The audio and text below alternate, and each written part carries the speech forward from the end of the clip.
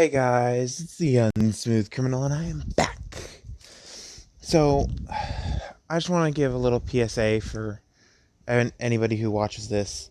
Mental illness is a very, very hard thing to live with for a lot of people. That's why I'm somewhat making this at the very end of this series, because I'm going to end this series. I'm going to tell you what I have lived with my entire life, the illnesses I have lived with mentally. And I'd like to reach out to people who use my videos, because I know some people, not everybody, use my videos as an outlet to dream and have an imagination. I used to use videos for that. I still use most music videos or just music in general to help with my imagination and so on. I'd like to thank a YouTube creator. He probably doesn't watch my content, but still like to thank him. Rustage. He has two songs that inspired this. It's Love, the Gotta Rap, and Split, the Tokyo Ghoul Rap. He's a great content creator because he makes music. Great music. I suggest you guys go check him out. I'll see if I can remember to put the links in the description. But just a quick thing. If you have family members with mental illnesses, try talking with them. If they don't want to talk about it, don't push them. Because sometimes that can make mental illnesses worse, is if you force them to talk about it. Sometimes, not all the time. So, we go to Nezu's office. It's been a week. Syllabuses are done. Everybody's settled in except for one person. Izumi has been put in a separate dorm room from everybody because she requested it. And she requested for her dorm room to have indestructible and padded walls. She requested the padded walls just for when, because she knows she has episodes, just for when she has episodes of self-violence. And some people do have episodes of self-violence for their mental illnesses. And if you know some people with that, I suggest you do reach out to them and talk to them about it. Not forcing anybody to do that, but it is hard to live with mental illness, and I'll show you guys how hard it is in this. And if you guys have watched my horror Neko, she did have a mental illness, the split personality, but the split personality was part of her abilities. So this is from mental trauma that she had when she was little. Mental illness comes from many different things. Trauma, you can be born with mental illnesses, physical damage to the brain. So, yeah. I'm going to stop rambling on about mental illness, but if you guys know anybody with a mental illness, just slow down. If they need you to slow down. Understand that they're not as perfect as some people, but they're still people. Not everybody is indestructible. My unsmooth persona is indestructible. The smooth persona that I have is indestructible, but me, the content creator behind the mask, is not. So I just want you guys to know that I deal with stuff. Everybody else deals with stuff. Let's get back into the story, because I'm starting to ramble on again.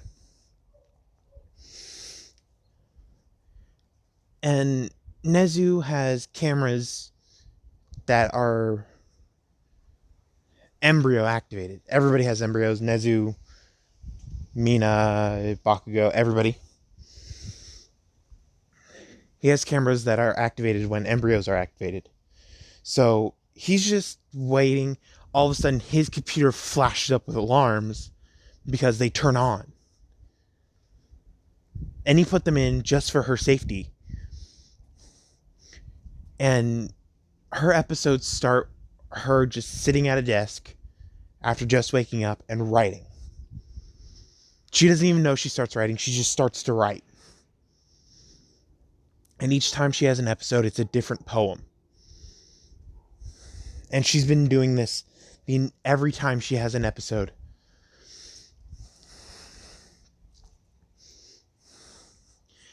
And her embryos start going berserk because both sides of her personality are clashing. Both sides of her personalities, they're clashing. Lilith, the battle-hungry maniac who wants to be whole again, and Izumi, the depressed teenager who just wants to be left alone, who doesn't think she has any friends, who doesn't think that she is anyone who cares for her. She doesn't even think Lilith likes her. Lilith shows an angry side, but she really wants to be whole because she feels empty. So does Izumi. Now, her episode started at 3 o'clock in the morning. Nezu was doing paperwork, and he was just about to go to sleep. The alarm goes off on his computer, and he immediately hits a panic button, which slams her room shut. A metal door shuts in front of the door, so she can't get out, but oxygen obviously could still get in the room. And Aizawa's soundproof room starts blaring with alarms to wake him up. Because he knows this alarm, if he doesn't interact with it, the entire school could be destroyed with how strong Lilith and Izumi are together.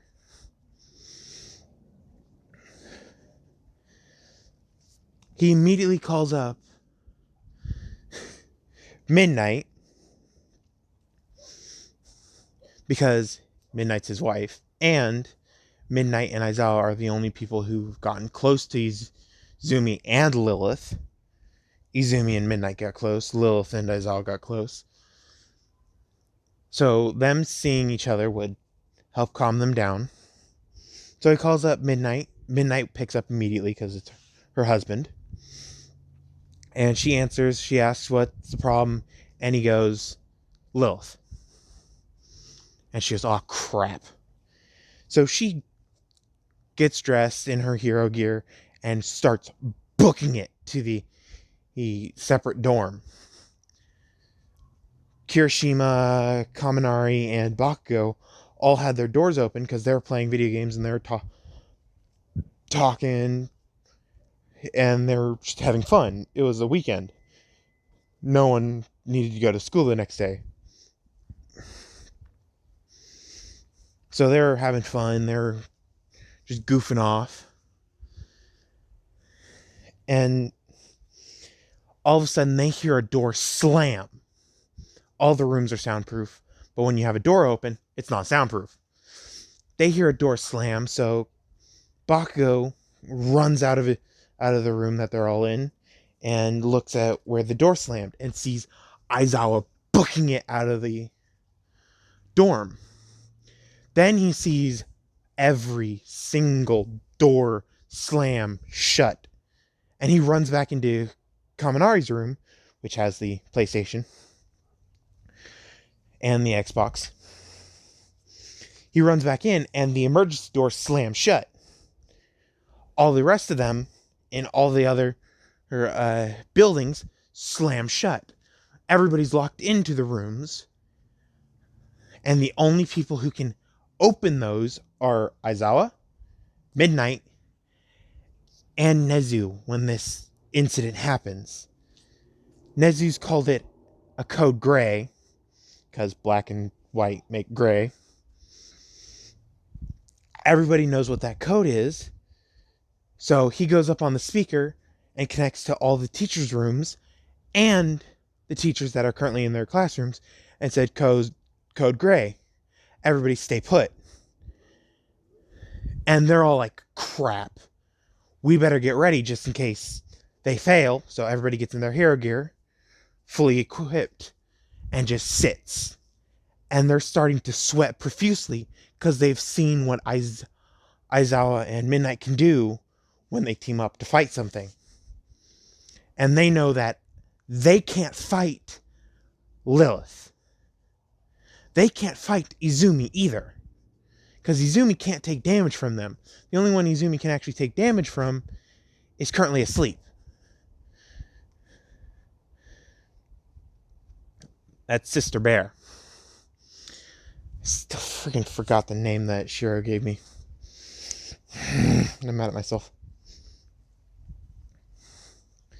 So, one of the teachers who's gotten close to Sister Bear, so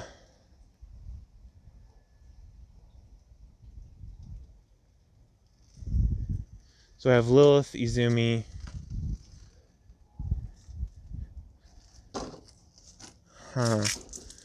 What would her name be?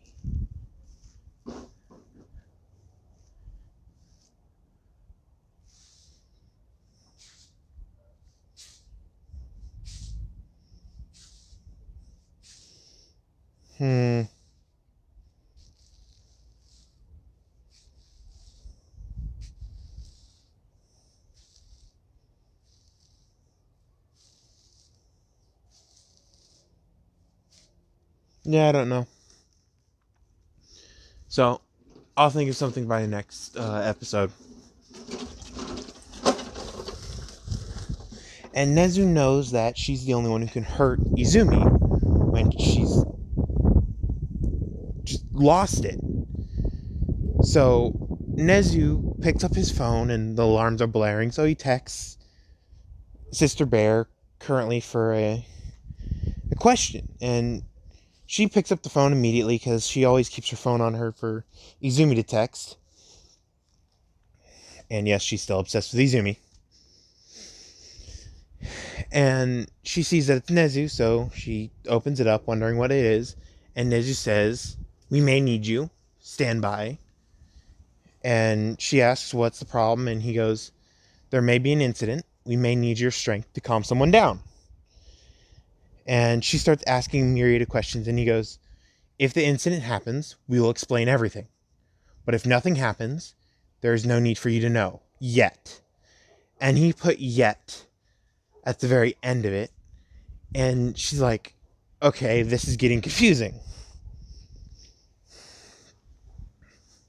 So Aizawa and Midnight both get there, and they wave their hands in front of the camera for Nezu to open up the door.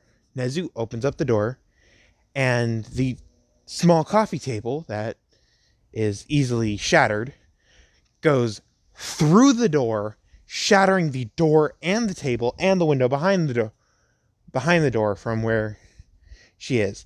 The entire room is like the scene that Loki unfurls when he's in the jail for, I think it's the dark, something about the dark prophecy for Thor. I think it's Thor 2. Yeah, I think it's Thor 2. Where Loki's imprisoned. Yeah, then. So, Midnight and Aizawa walk in very slowly. Midnight starts using her embryo to calm Izumi down, which it has a great effect on Izumi, because Izumi doesn't like fighting, and she's only thinking she's defending herself from Lilith, when really Lilith and Izumi aren't really fighting, they're hurting themselves.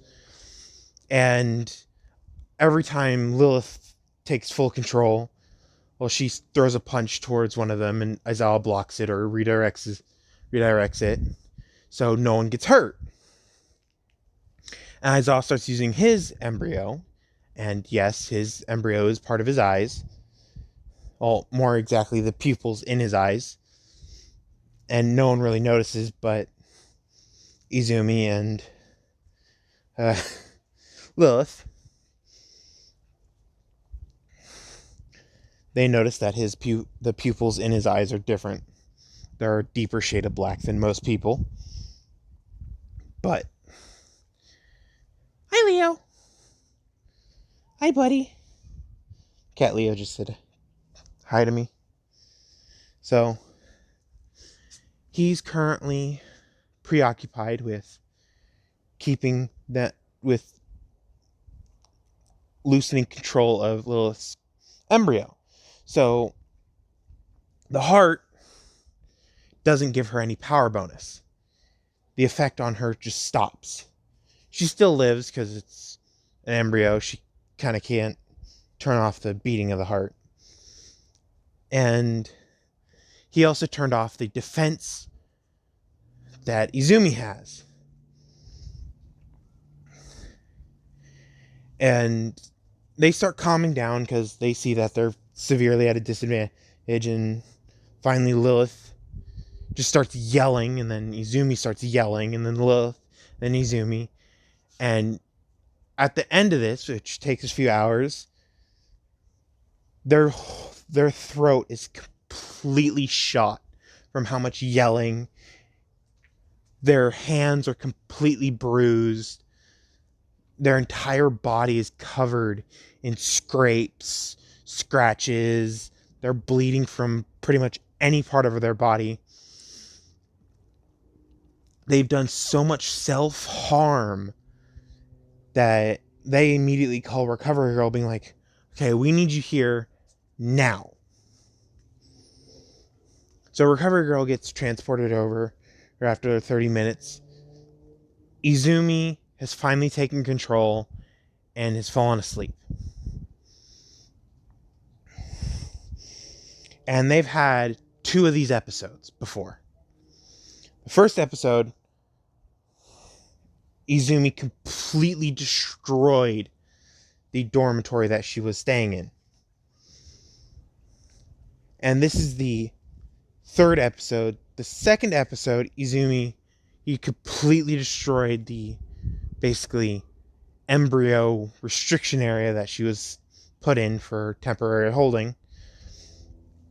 This room has been beefed up to be stronger, more durable, and the effects of embryo suppression are increased to the person that has the collar on. She has a choker on her at all times to link her to the room. Someone, Nezu, his embryo is the ability of area control.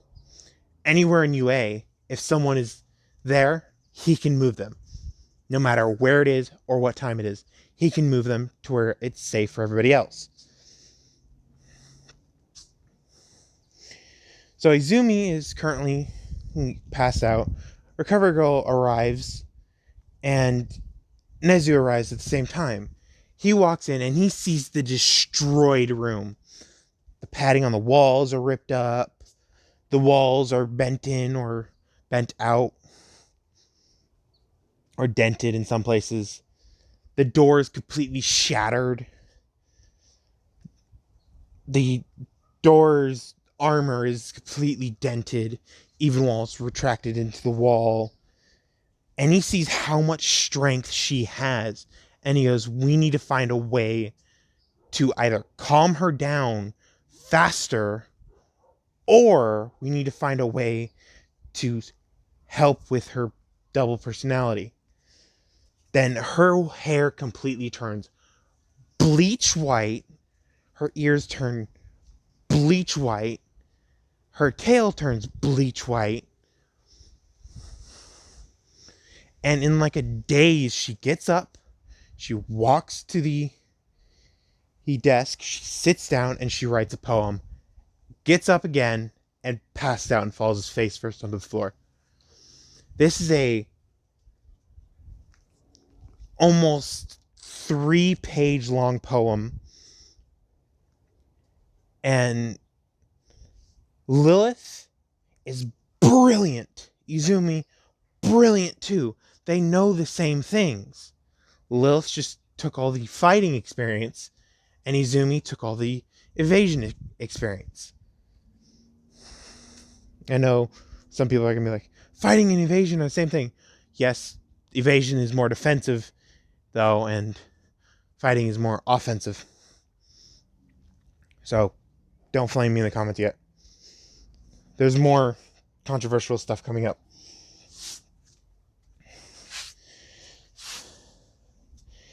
And another thing is, Lilith is scared. Lilith is scared that she is going to lose her mind. She's scared that people are going to find a way to pull her out of Izumi and keep her away from Izumi. She doesn't want to lose Izumi. She was born from Izumi. She will die for Izumi. And she doesn't want to see Izumi lose herself. Izumi's slowly losing herself because she doesn't want to hurt anybody. And Lilith is all about hurting people. And Izumi doesn't like that, even though she used to be like that.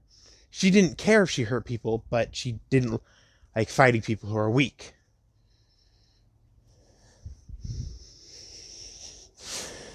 So, we go to the end of the next day. Aizawa's just a walking zombie at this point. Midnight is almost a walking zombie. She has a little bit of energy because she had somewhat of a nap. Nezu hasn't slept in 24 hours. Recovery Girl had some sleep because she got there, healed Lilith, and then left.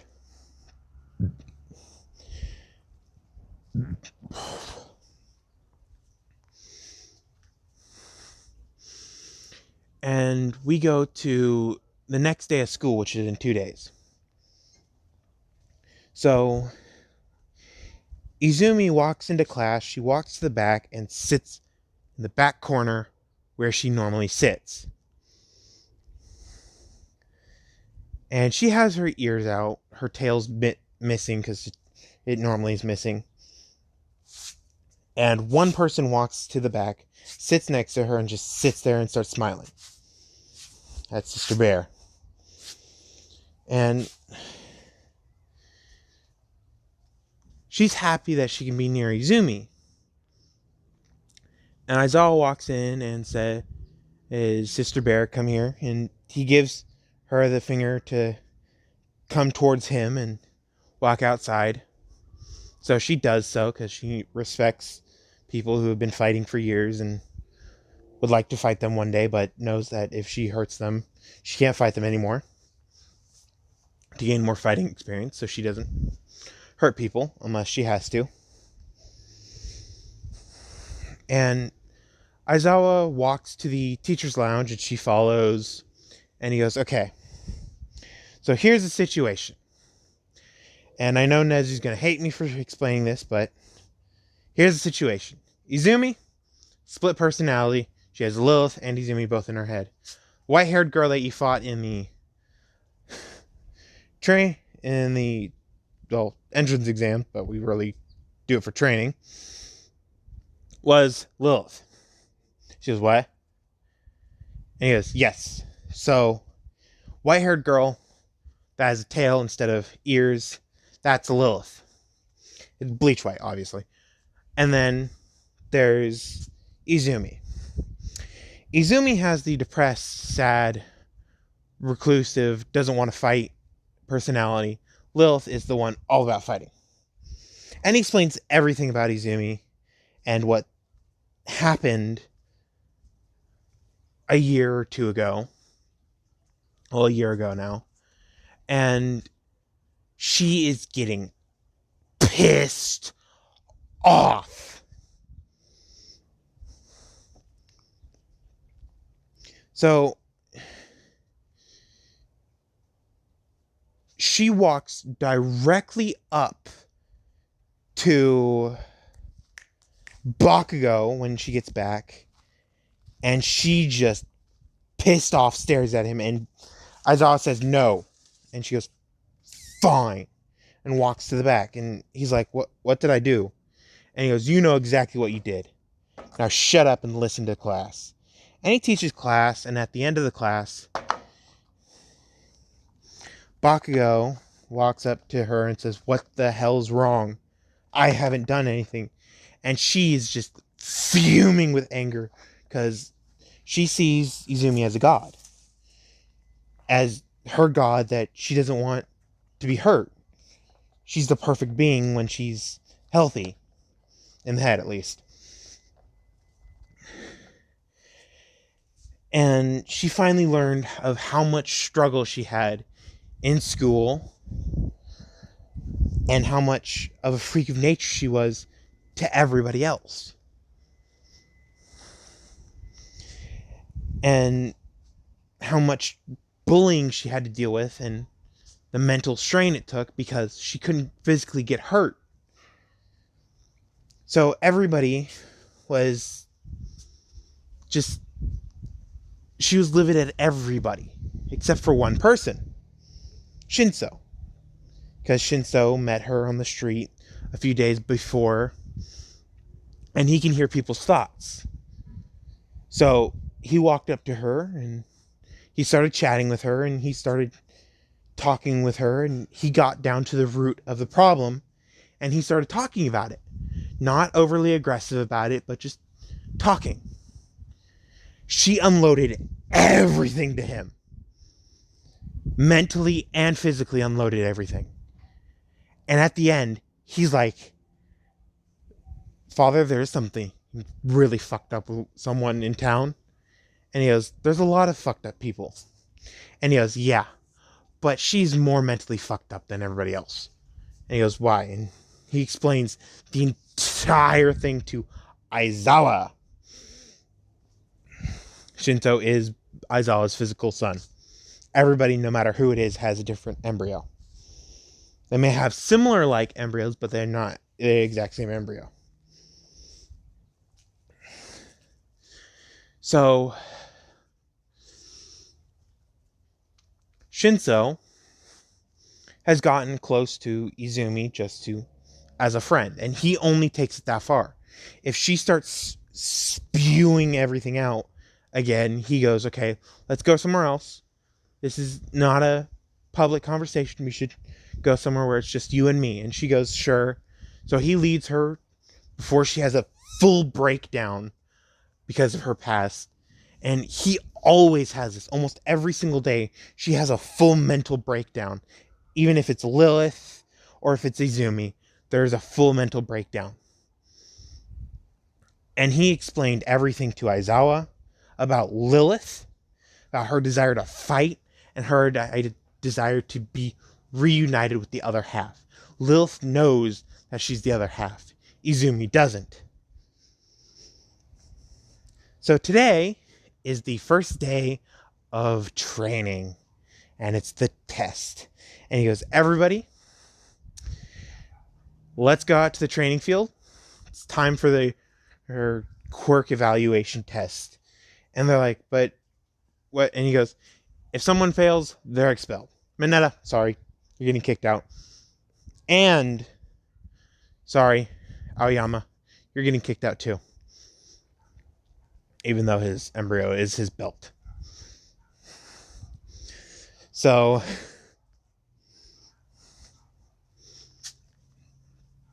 Mineta and Aoyama aren't there anymore. Mineta had an incident, and Jiro stabbed him in the eye. And she always has a pair of earrings hooked to her ears, which are the headphone jacks, by the way. She has complete and perfect control of the headphone jacks. They're like the claws in Infinite Dendrogram. They're like those. She has complete control. She can hear through them. She can do whatever she wants with them.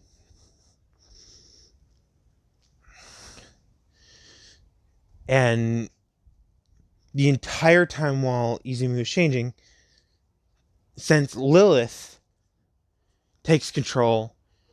She has no defense. She has almost no defense whatsoever. She can get hurt. Jiro wasn't there at the time that Bakugo and everybody else was attacking her. So she saw the scars that Lilith has, not Izumi, on Izumi's body. And yes, the acid burns are still there. And she finally noticed the difference in skin tone for the shoulders and hands that she has because of the acid burns.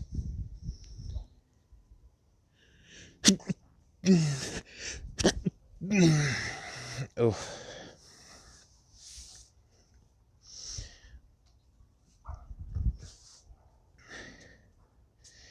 She noticed all of that because she kept hearing somebody constantly mumbling. Yes, she has the mumbling problem. Only Izumi does.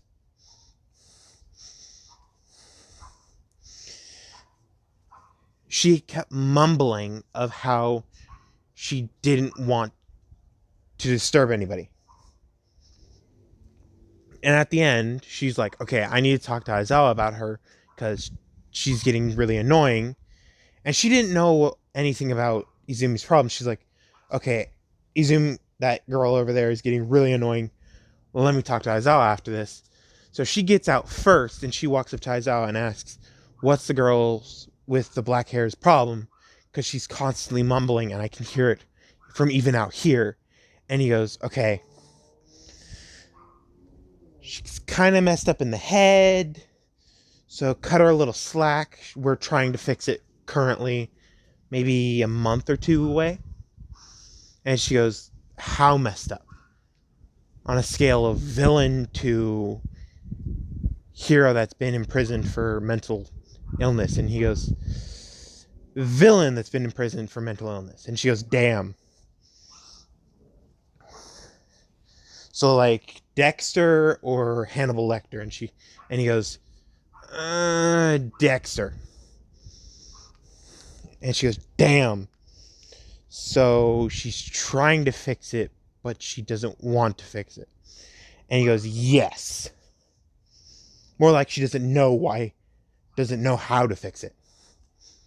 And she goes, oh, okay. Makes sense. And he goes, okay, here. And he hands her a disc player. Not an MP3 player. No. Not even a phone.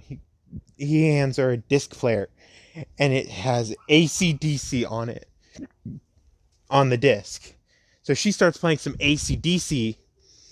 And she's listening to it. And he goes, can you still hear me? And she goes, yeah. And he goes, good. I'll explain it real quick to you. And then you can tune her out. Pretty much literally. And she goes, okay. So he explains the entire thing. And he goes, I'll give you different hand signs for what, and different things go up so you know when to go up. And she goes, okay, good. So he explains it. He shows her the hand signs. And he shows her what he's going to be doing during each speech. So everybody gets out there. They start speaking. And it's Izumi who's taken over. And everybody, except for Jiro, is glaring at Izumi. And they don't know why she's here or how she got in, because she can't do any damage. But what they don't know is that she's one of the ones who's unlocked her ultimate ability early.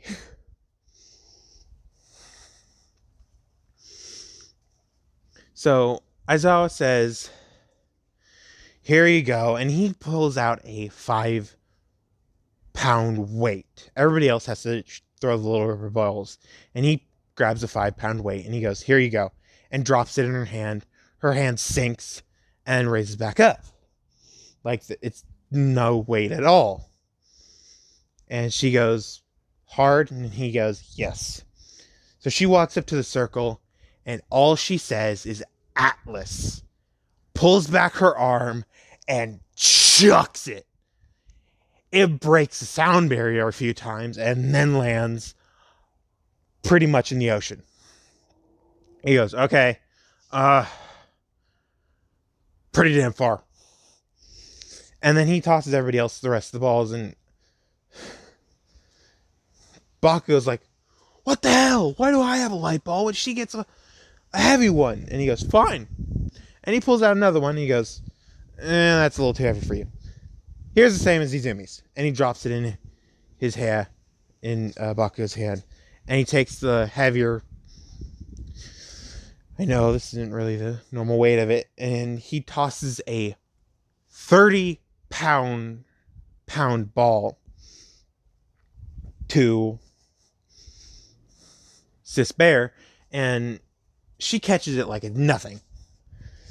So Bakugo's like, this is light, and he's having trouble holding it at a 90 degree from his chest. His arm is shaking. Only Aizawa, Izumi, and Sis Bear notice it, though, because no one else is paying attention to his arm. And he's showing a confident smile, and he yells die when he throws it. And he uses his whole power into it. And he only gets 750. Like in canon. And everybody else is, damn! Not as much as Izumi, though.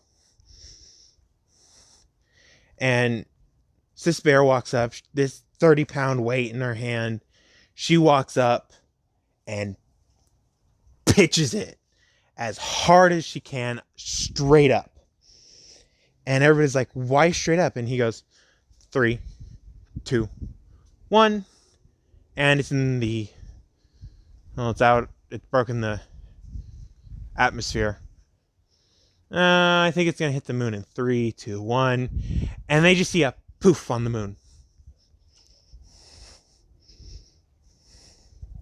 Because the moon was directly above them. They just see a poof. A really big poof. And they're like, what? And she goes, I even held back. And they all look at her like a monster. And Izumi is getting a flood of memories. And she still has her strength from Atlas because it wears off in a while. And she just jumps away. And these flood of memories are making her break down. And Aizawa immediately grabs his phone, calls up Shinso, and says, she's running. And he goes, okay, I'll find her. And Nezu, who keeps the tab on her at all times because of the choker, or sees that, she just bolts off during class. And he calls up Aizawa and says, do you have a countermeasure for this? Because I don't. And he goes, yeah, my son, Shinso. And he goes, oh, okay. So he looks up where Shinso is, and he picks up a pawn piece on a chessboard and moves it across the board. Shinso gets teleported immediately in front of Izumi, and she's about to jump off again, and he hugs her like a friend would. And he's hearing her just constantly crying in her mind and seeing her physically cry, and it's making him physically sad. He can't help her at all, and it's tearing him apart because he's a friend of hers. And before Sis Bear can jump off, Aizawa grabs her and goes, no, not yet. And everybody looks at him and goes, what's going on? And it's like, we're finishing this up. Let's continue. And he gives a few hand signs, and Jiro understands that he's continuing. He explained that this might happen. So, during the rest of the tests, Izumi is currently hanging out with Shinso and spilling every memory she has of this person that she can't remember the face of, but she can remember the attitude of. She can't remember what they've talked about. She can't remember what they used to do. She just remembers a blank face and a voice. She remembers the voice clearly, but she doesn't remember what that they used to talk about or what they used to do. And Shinso uses his finger because he has a mind manipulation, and it physically hurts him to do this. He taps on her forehead, and Lilith takes over. And he goes, "Who is blank to her?" I'll think of a name later. And Lilith goes, "Oh, old friend, love to fight her." And he goes, "Okay, I think I have an idea." And Lilith goes, "Go ahead, shoot." And he goes, "I think that's how we connect you both." And she goes, "What?" And he goes, "If we can show Izumi that this person is still here and never hurt her." And Lilith goes, "Oh, she knows that this person never hurt her, but she doesn't know this person. I've tried to explain this to her in some of the many arguments we've had, but she never listens." And she explains the last argument they had. And Shinso remembers that code gray because he tried to go out of his room when he heard a thud and click from his door. He goes, "Oh, so you guys had a code gray the other day." Lilith knows what a code gray is. Izumi doesn't. And she goes, "Yeah." I kind of dented the walls again. And he goes, "Damn, stop hurting yourself." And she goes, "It's not me." And he goes, "It is you. It is both you and Izumi." And she goes, "It's not me. I defend, she attacks. It's not me." And by this time, Nezu's shown up in a car, and he goes, "Okay, what happened?" And Lilith spills everything to Nezu because she knows she could trust Nezu because he understood what she wanted and how she wanted to be treated. She wants to be treated like a piece of garbage, and that she's in a fighting mood all the time, and she needs to be treated how she treats others, like an asshole. Izumi, on the other hand, she wants them to treat her the same way that she's been treated, because that's all Izumi's ever known.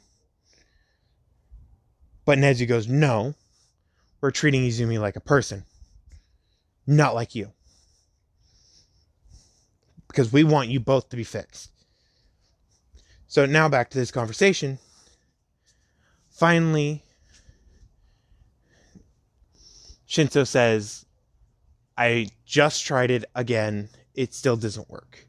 Nezu goes, "What do you mean?" And he goes, "Forcefully fusing both personalities. I've done it before on a patient with twin personalities or split personalities, and it normally works, but it does not work on her." Nezu goes, "It's because of the twin embryos, most likely." And he goes, "Yeah." So later that day, everybody finished up, and Izumi's back in her personal dormitory. And Powerloader, since he fixed up the place really quickly the last 2 days, left a note saying, "How the hell did you do this much damage to one room that is meant to keep All Might at bay?" And Izumi's reading this, and then she sees a blank space on the page and keeps reading. And she's completely confused about it. And then Lilith is in the back of the mind, and she's screaming the name out, but she cannot understand it. Izumi, because she's blocked out the memories. She's physically blocked out from hearing the name. It's like the spirit sword for Ichigo. He could not hear Zangetsu's name until he went through a trial. But Izumi won't have to go through a trial. Finally, This person, who has a blank face and has a sweet voice, but she can't hear the words coming out of this voice, walks into the room. Aizawa walks into the room, and he says, I'm leaving you two in this room. Lilith, and he looks directly at Izumi, you cannot come out whatsoever. Even if the body is trying to force you out, you cannot. And Lilith, in the back of Izumi's mind, goes, sure, understandable. And he goes, this door is being locked for 24 hours. There's enough food in the fridge. This door is being locked for 24 hours. And he looks directly at Izumi and says, if you can't see her face by the end of the 24 hours, I'm extending it by another 24 hours. And he walks out. The emergency door shuts and locks. We skip 24 hours. Aizawa walks in and he brings in some food to fill the fridge up for another 24 hours. And he goes, so, can you see her face? And Izumi shakes her head no. And he goes, okay, another 24 hours. And they still attend class via Zoom. Friggin' hate Zoom. Sorry. They both attend class via Discord. Yeah. And they're both passing with perfect scores. And Izumi has been feeling very comfortable in this room with this random person that she can't see the face of. And Lilith wants to try something. So she takes over and stares at Sister Bear for a full hour. And then gives control back to Izumi. Aizawa immediately walks in and goes, this wasn't supposed to happen. And Shinso was outside of the room and he goes, no, that worked. And Aizawa walks back out and goes, what? And he goes, I can hear Izumi's mind, remember? I just can't hear it through this damn door. Izumi is now crying and mentally. Happy tears, actually. But she doesn't know why. She can at least see a face. She can remember a face.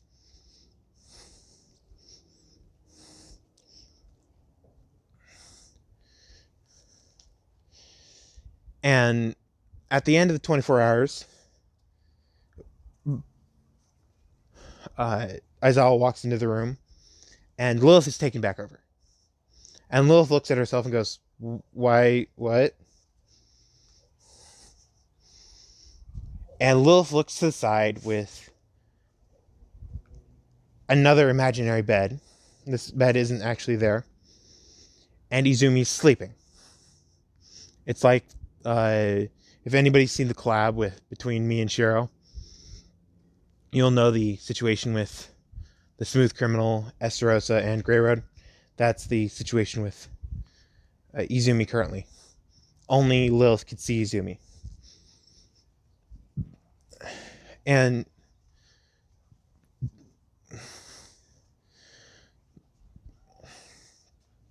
she's sleeping. She's so deep in sleep that Lilith has tried everything. From mentally just ripping the bed away, mentally doing everything she can to physically wake her up or mentally wake her up, and nothing is working.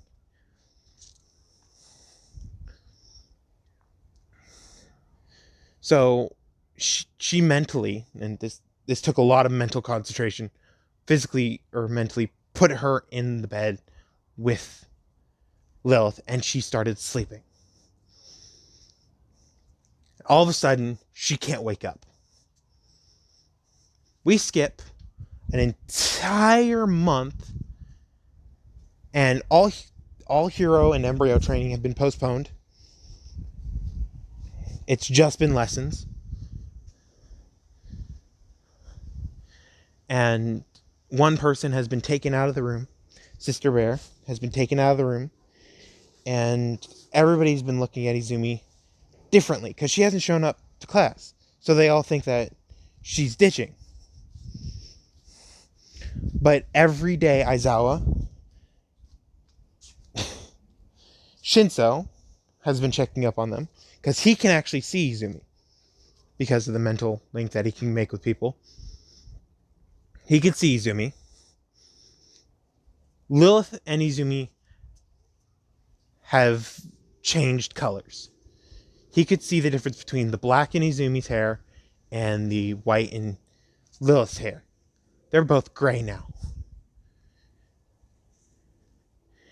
And he notes this down.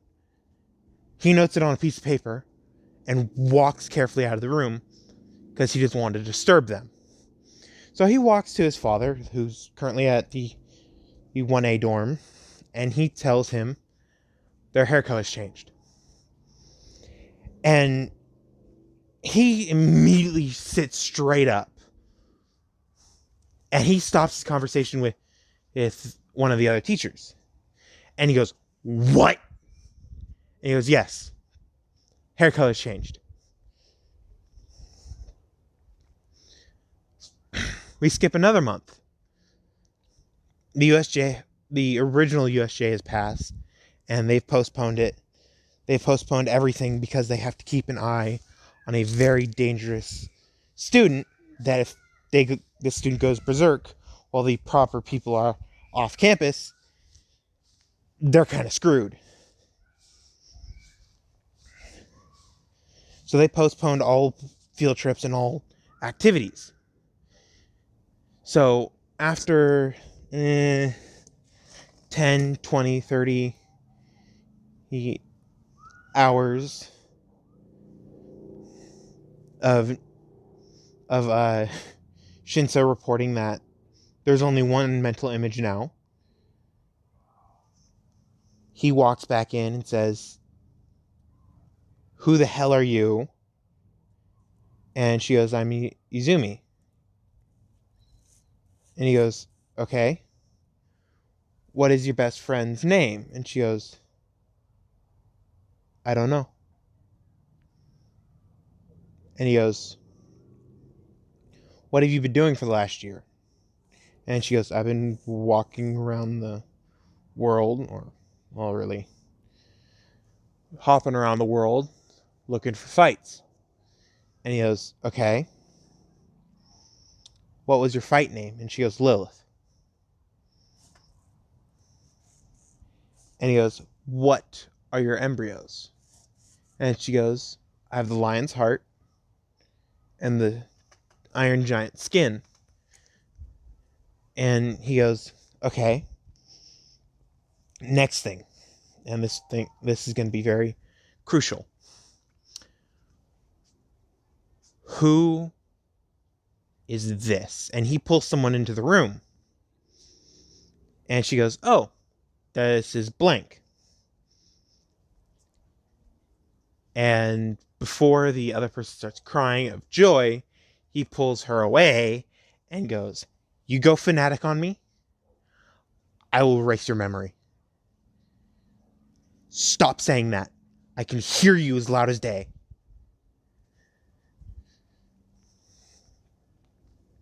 And Izumi, with her enhanced hearing from her lion's heart, heard the entire conversation between him and nobody else. She was saying this all mentally, and he goes, "Shut up. Shut up, shut up, shut up. You know I can hear what's in your head, and I can't stop it. So shut up." "We'll be right back, Izumi." "Shut up. At least shut up till I've left."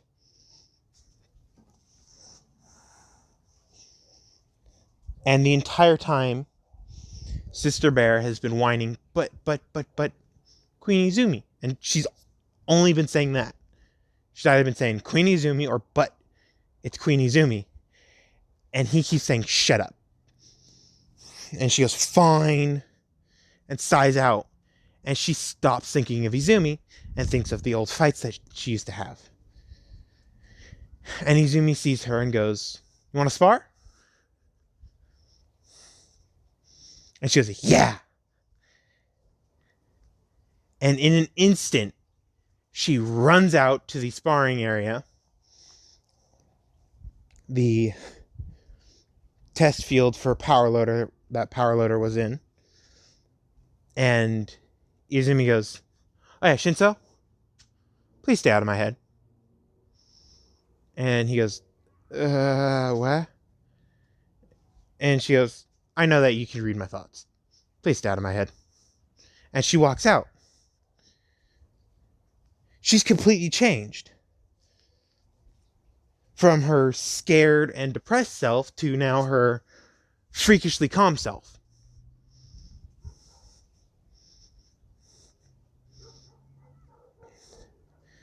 And this is all while Aizawa was teaching a class. And he's currently teaching them basics of fighting. And all of a sudden they hear boom, boom, of like bombs going off not that far away.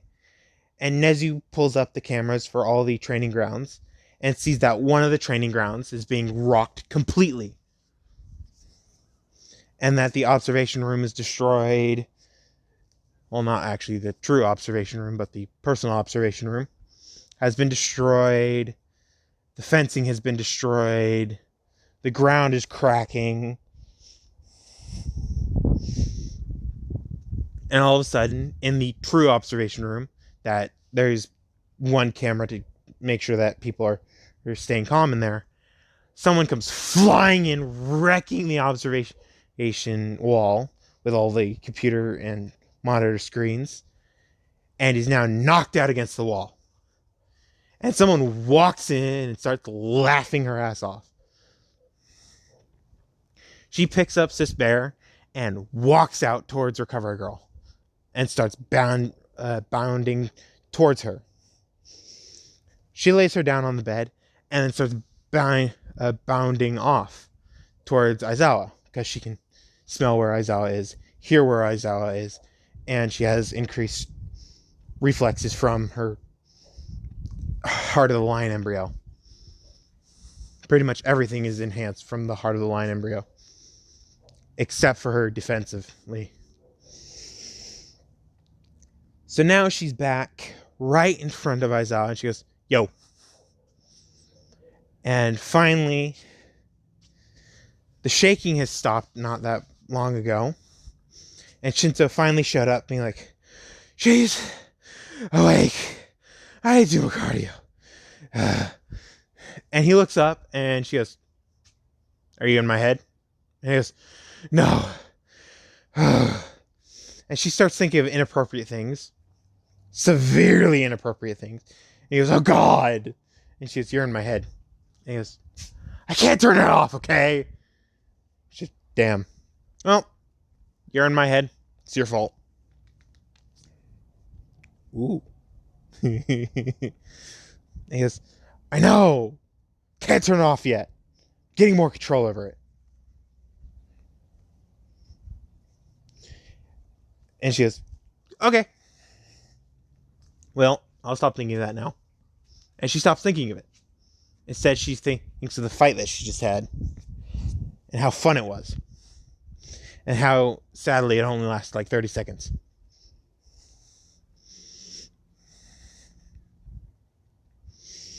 So, as I was like, I'm guessing you're Izumi? And she goes, yep. And she's like, hold on, one sec. And she walks right up to Bakugo, pulls her fist back, and clocks him right in the face. She walks up to Kirishima, and she goes, harden. And he goes, okay. He hardens up, and she goes, you know, my embryo works a lot like yours, but I don't need to harden myself. And she clocks him in the face, cracking the rock on his face and down his chest, leaving a giant crack that's going to leave a scar. She walks up to Kaminari and she goes, you know, you're the only one that can actually kill me. Bakugo could kill me from internal bleeding, but that would take quite a long time. But you're the only one who can actually kill me by immediately frying my brain. And I'm glad you didn't. And slams him in the face. She walks up to every single person who's hurt her that day, except for Mina. She walks up to Mina and she goes, you know, that armor debuff you have is really freaking annoying. Especially for an iron giant like me. What should I do to you? And she's tapping her foot, and Aizawa is trying his hardest not to bust out laughing. Because he's heard it from Shinso of everybody who's wronged her.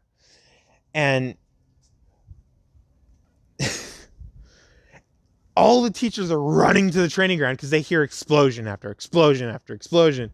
And then they hear giant explosions from somewhere else in UA campus. And Nezu just pulls up the screen just watching this, and he sees that Izumi is just now standing in one location, tapping her foot, thinking. And she's like, you know what? I'm going to do something fun. She walks right up to Mina, grabs her hand, and starts popping each finger out of its joint. Then popping each joint in her finger and dislocating each of them. And by the time she's done with one hand, Mina's now screaming on the floor. And Aizawa's cringing at all of this because he's had this happen to him before, where someone wanted to torture information out of him, and he's just seeing this entire thing. And she goes, at least I'm not getting your fingernails. So Izumi goes, now time for your foot. Picks up her foot and slams and crushes Mina's foot completely. And she goes, I need a room in the normal dorm. And he goes, I can have that arranged. And she goes, yeah, I'll just sleep in her room. And he goes, I can have that arranged too. I'll get a king size. And she goes, good. And she looks at Shinso and goes, if you read her mind, or my mind, you're ending up like Bakugo over there.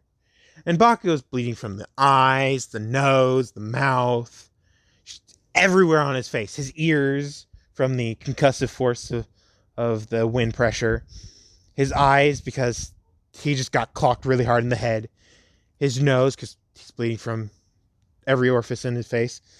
And his mouth because every orifice in his face. And Recovery Girl has such a good recovery that she could fix damage like this. So all the teachers finally get there, and they see Izumi walking off, like nothing happened. And Aizawa finally busts out laughing from the rest of the people, and he goes, take Bakugo first, he's the most injured, and then Mina, because she needs her hands fixed, and then everybody else you can leave, and I'll take to Recovery Girl by myself. And they all look at him and go, what? And he goes, now! Or I'll get Nezu to fire all of you. And they go running off, except for Midnight, who picks up Mina and carefully walks her to Recovery Girl. Because she's still screaming out in pain. Midnight's using her quirk to calm her down. Or not quirk, her embryo. She has embryo, Babby, or Babylon.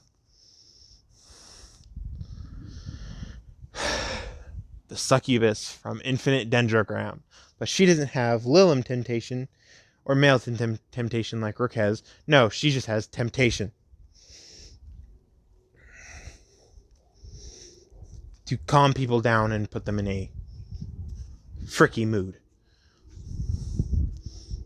And if you know what I'm talking about, good for you! You're corrupted.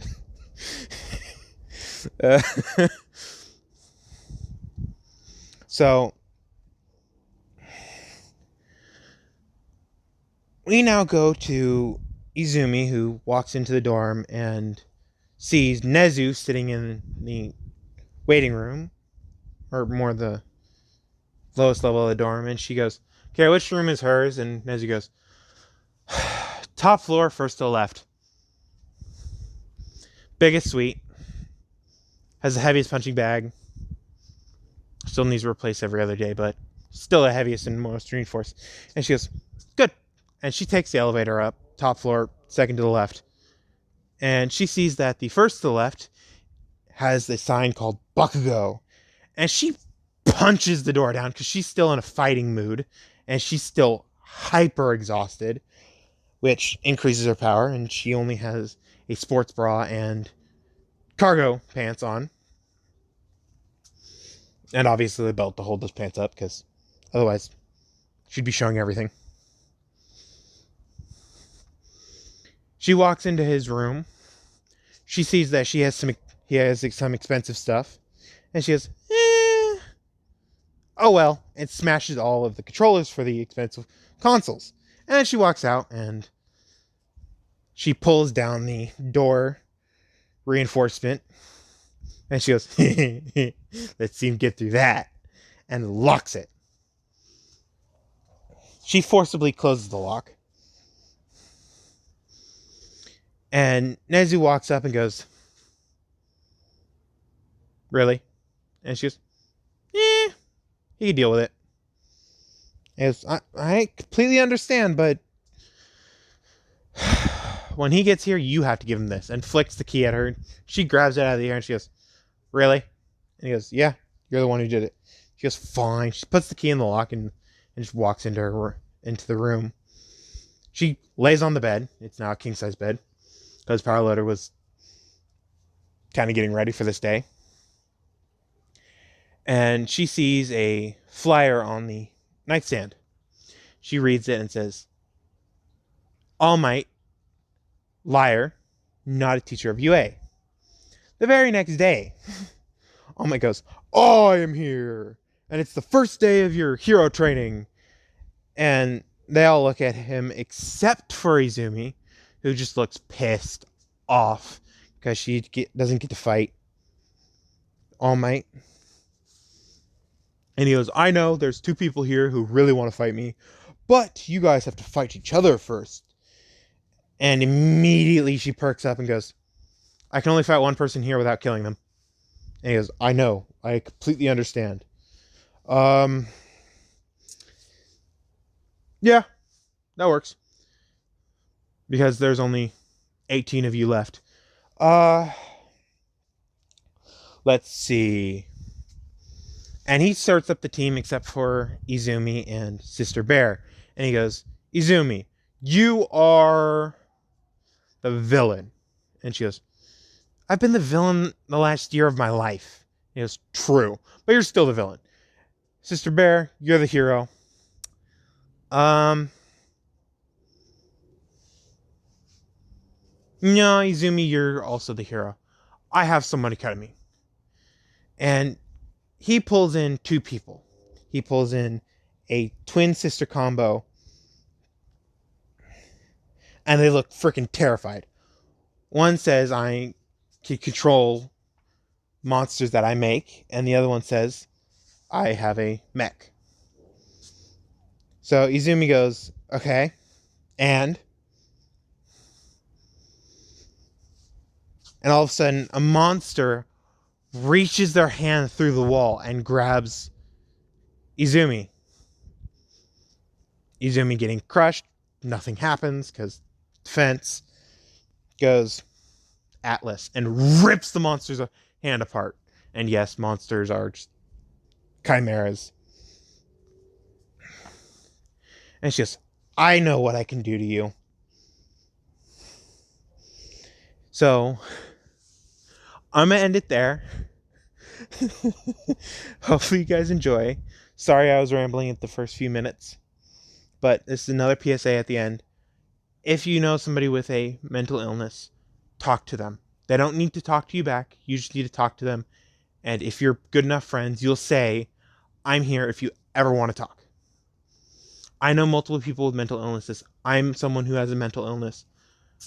It's not as severe as some people, but I still have a mental illness.